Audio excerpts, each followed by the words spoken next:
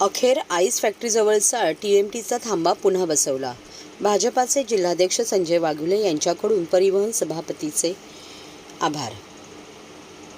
नौपाड्यातील ice फॅक्टरीजवळचा टीएमटीचा बस थांबा काही समाजकंटकांनी मध्यरात्रीच गायब झाल्याच्या घटनेच्या तीव्र प्रतिक्रिया उमटल्यानंतर टीएमटी प्रशासनाने जनभावनेची दखल घेत पुन्हा पूर्वीच्याच ठिकाणी टीएमटीचा थांबा बसवला आहे। या संदर्भात भाजपाचे जिल्हाध्यक्ष संजय वाघुले यांनी ठाणे महापालिका परिवहन समितीचे सभापती विलास जोशी यांचे आभार मानले आहेत। नौपाड्यातील गोखले रोडवरील आईस फॅक्टरी येथे अनेक वर्षापासून टीएमटी बसचा थांबा आहे।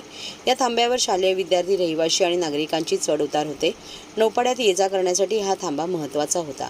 या ठिकाणचा थांबा गुरुवारी तारीख 15 फेब्रुवारी मध्यरात्री गायब करण्यात आला होता।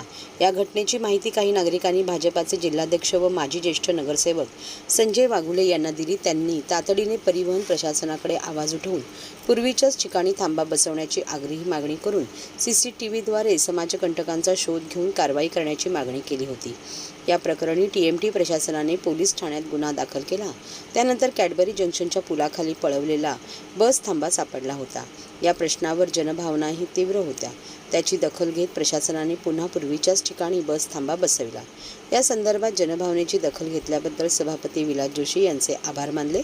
तसेच या प्रकरणात बस स्टॉप मागील मालमत्ता धारकाचे व कोणत्या विकासकाचे हितसंबंध आहेत याची पोलिसांमार्फत चौकशी करण्याची मागणी केली। नौपाडा भागातील सर्व पक्षीय पदाधिकारी इथे दीपक छत्री आहेत, प्रकाश पायरे आहेत, संगम डोंगरे आहेत, असे आम्ही सर्व पक्षीय पदाधिकारी या ठिकाणी उपस्थित होतो। रात्रीच्या वेळेला बस स्टॉप चोरीला गेला।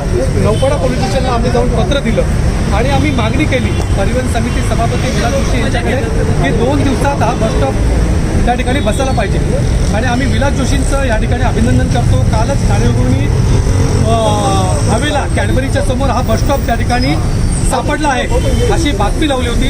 ठाणेगावचं आणि सर्व मीडियाचं पण आम्ही या ठिकाणी अभिनंदन करतो, कारण चांगल्या गोष्टीला त्यांनी वाचा फोडली आणि हा बस स्टॉप त्या ठिकाणी बसतो आहे। त्यामुळे परिवहन सभापती, परिवहन समिती सदस्य, महानगरपालिका आयुक्त यांचं मनापासून या ठिकाणी आम्ही अभिनंदन करतो। एक गोष्ट त्या ठिकाणी राहून गेली आहे की ज्या वेळेला रात्रीच्या वेळेला बस स्टॉप काढला त्यावेळेला वापरण्यात आलेली सर्व साधनं, मग त्यामध्ये ट्रक असेल, त्यामध्ये JCB असेल, JCBवर असलेला ड्रायव्हर असेल, क्रेन आहे, या सर्व वास्तू जप्त करायला पाहिजे।